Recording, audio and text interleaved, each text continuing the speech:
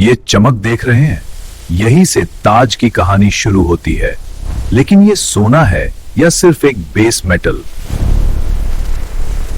1000 साल पुरानी इस परंपरा के पीछे आज एक बेहद आधुनिक हाई सिक्योरिटी फैक्ट्री काम करती है। ताज दूर से बस रॉयल लगता है, पर पास से ये इंजीनियरिंग है।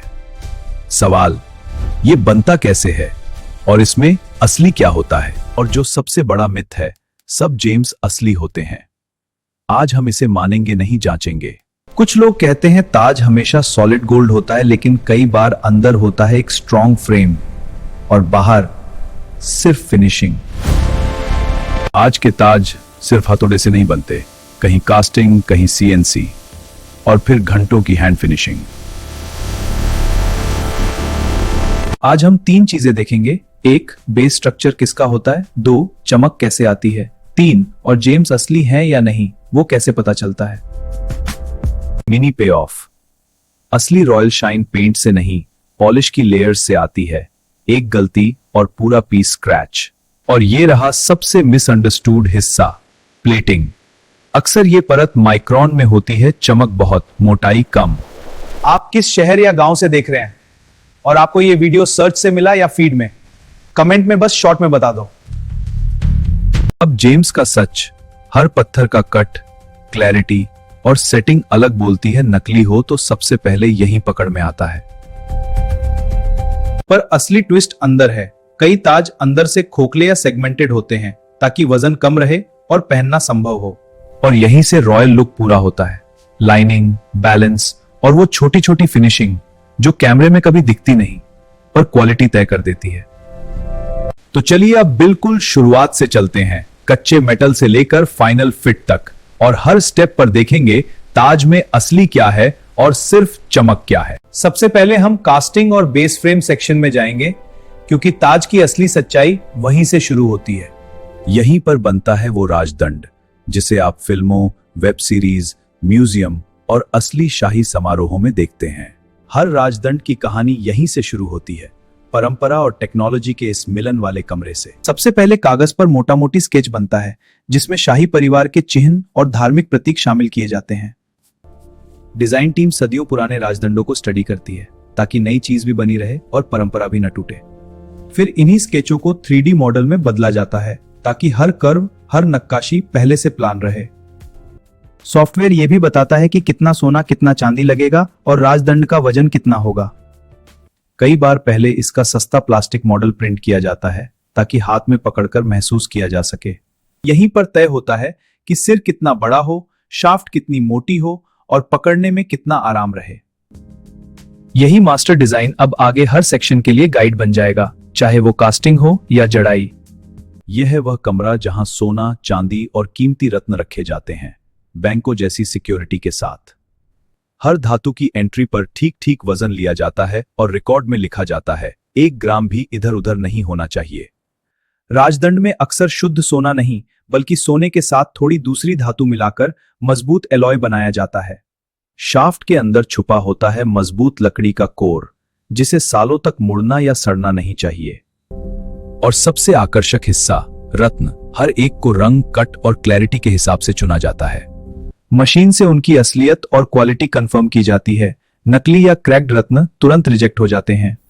कटे हुए हर टुकड़े को टैग के साथ अलग ट्रे में रखा जाता है ताकि कोई मिक्सअप या गलत एलॉय न बन जाए। ये सारे कच्चे माल अब तैयार हैं, इन्हें डिजाइन शीट के हिसाब से अलग अलग सेक्शन में भेजा जाएगा। अब चलते हैं उस हिस्से में जहां सोना चांदी पिघलकर राजदंड के शाही सिर की शक्ल लेने लगते हैं। यहां इंडक्शन फर्नेस में धातु को कंट्रोल्ड तापमान पर पिघलाया जाता है, लगभग 1000 डिग्री सेल्सियस तक।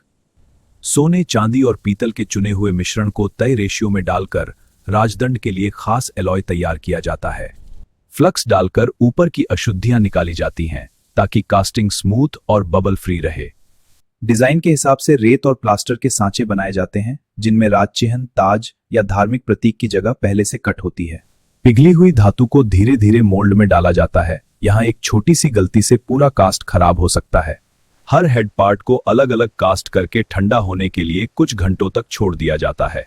फालतू धातु को काटकर हटा दिया जाता है, जिसे बाद में दोबारा पिघलाकर रिसाइकल कर लिया जाएगा। कुछ हिस्सों को गर्म करके हाथ से फोर्स किया जाता है ताकि डिजाइन के कर्व्स बिल्कुल सटीक बैठें। अगर कहीं छेद या पोर्सिटी दिखती है तो या तो उसे भरा जाता है या पूरा पार्ट रिजेक्ट कर दिया जाता है। रिजेक्टेड हेड सीधे कचरा नहीं बन जाते, उन्हें दोबारा पिघलाकर अगली कास्टिंग के लिए तैयार कर लिया जाता है। अब जब शाही सिर की बुनियादी शेप तैयार हो गई तो बारी है उसके साथ पूरे राजदंड के शरीर को गढ़ने की। राजदंड हल्का भी होना चाहिए और मजबूत भी, इसलिए इसके अंदर लकड़ी का कोर बनाया जाता है। सीएनसी या मैनुअल लेथ पर रॉड को सही व्यास और टेपर में घुमाकर काटा जाता है। यहां हर मिलीमीटर पर नजर रहती है क्योंकि ऊपर चढ़ने वाली मेटल शीट्स को इसी पर टिकना है। फिर सैंडिंग से उसके हर उभरे हिस्से को हटाकर सतह को बिल्कुल मुलायम किया जाता है। ऊपर हेड और नीचे हैंडल जोड़ने के लिए सिरों पर मेटल इंसर्ट लगाए जाते हैं ताकि जोड़ मजबूती से पकड़े। कुछ डिजाइन में पूरा शाफ्ट धातु से कवर किया जाता है, जिसके लिए पहले टेस्ट फिट किया जाता है कि शीट कितनी चौड़ी हो। यहां भी डायमेंशन चेक से कंफर्म किया जाता है कि शाफ्ट कहीं ज्यादा मोटा या पतला तो नहीं रह गया। अब ये लकड़ी के दिल वाले शाफ्ट शाही सिर से शादी करने के लिए तैयार हैं, लेकिन बीच में और भी बारीकियां बाकी हैं। अगले चरण में इन्हीं पार्ट्स पर आएगी नक्काशी और फिलिग्री की बारीक जादूगरी, जो इन्हें असली शाही लुक देती है। कास्टिंग से निकला कच्चा मेटल अब इस सेक्शन में एक कलाकृति में बदलने वाला है। यहाँ पत्तियों, बेलों और शाही चिन्हों के पैटर्न एक एक वार से धातु पर उभरते हैं।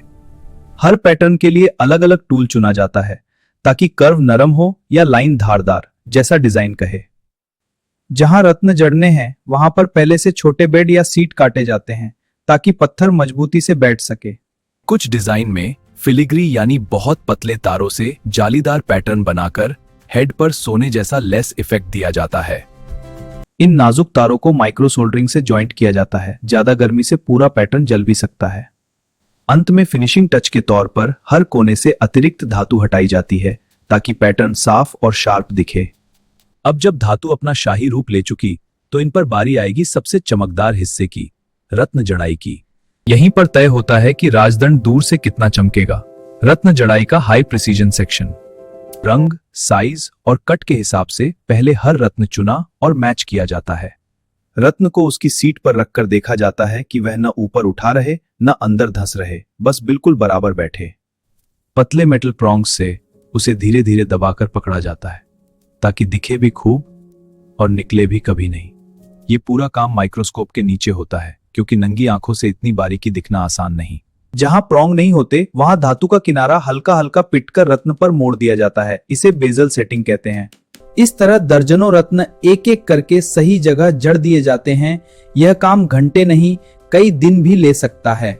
आखिर में पूरे हेड को अच्छे से साफ किया जाता है ताकि हर रत्न की असली चमक सामने आए। अब यह सिर सच में शाही लगने लगा है, लेकिन अभी भी पॉलिशिंग और गोल्ड प्लेटिंग की आखिरी चमक बाकी है। पॉलिशिंग वह स्टेप है जो राजदंड को कैमरा और आंख दोनों पर असर डालने लायक चमक देता है। शाफ्ट पर लगी मेटल शीट्स भी इसी तरह हाई ग्लॉस फिनिश तक पॉलिश की जाती हैं। कुछ पार्ट्स पर गोल्ड या रोडियम प्लेटिंग की जाती है ताकि रंग और भी समान, गहरा और टिकाऊ बने। प्लेटिंग के बाद पार्ट्स को तुरंत धोकर सुखाया जाता है, नहीं तो धब्बे और दाग पड़ सकते हैं। अब सारी तैयारियां पूरी, राजदंड के हर हिस्से को जोड़कर एक सिंगल पीस बनाने का समय है। हेड को शाफ्ट पर स्क्रू या पिन से फिक्स किया जाता है। रिंग्स और नीचे का हिस्सा भी अपनी अपनी जगह लॉक हो जाते हैं। अब ये राजदंड दिखने में तो तैयार हैं, लेकिन फैक्ट्री से बाहर जाने से पहले इन्हें पास करना होगा कई सख्त टेस्टों से। क्वालिटी कंट्रोल रूम में हर राजदंड की जांच ऐसे होती है जैसे कोई साइंटिफिक इंस्ट्रूमेंट टेस्ट हो रहा हो। राजदंड न ज्यादा भारी होना चाहिए न बहुत हल्का। एक बैलेंस्ड वजन ही समारोह में आरामदायक होता है। हल्का स्ट्रेस टेस्ट यह कंफर्म करता है कि अंदर का लकड़ी कोर और बाहर की मेटल शीट मजबूती से जुड़े हैं। तेज रोशनी में उसे घुमाकर हर तरफ से चेक किया जाता है, कहीं छोटा सा डेंट या खरोंच भी न छूटे। क्यूसी पास होने के बाद ही ग्लव्स पहनकर उसे नरम मखमली बॉक्स में रखा जाता है। सीधे हाथ से छूना भी अवॉइड किया जाता है। हर बॉक्स पर उसका प्रोजेक्ट नाम, डेट और डेस्टिनेशन लिखकर सुरक्षित तरीके से डिस्पैच के लिए तैयार किया जाता है। यहीं पर फैक्ट्री का सफर खत्म होता है और शुरू होता है शाही महलों, म्यूजियम या सेट्स तक का सफर। वहीं राजदंड जो कुछ दिन पहले सिर्फ कच्चा सोना, लकड़ी और ढीले रत्न था, अब ताजपोशी की शान बन चुका है। जब कोई शख्स इसे पकड़कर ऊपर उठाता है तो उसके पीछे दर्जनों कारीगरों और इस पूरी फैक्ट्री की मेहनत छुपी होती है। पिघलती धातु से लेकर बारीक नक्काशी, रत्न जड़ाई से लेकर सख्त टेस्ट, यही है एक रॉयल सेप्टर का असली सफर। अगर आपको फैक्ट्री का यह शाही सच और राजदंड का पूरा जन्म से समारोह तक का सफर पसंद आया हो तो ऐसे ही और अंदरूनी फैक्ट्री दौरों के लिए चैनल को जरूर फॉलो कीजिए।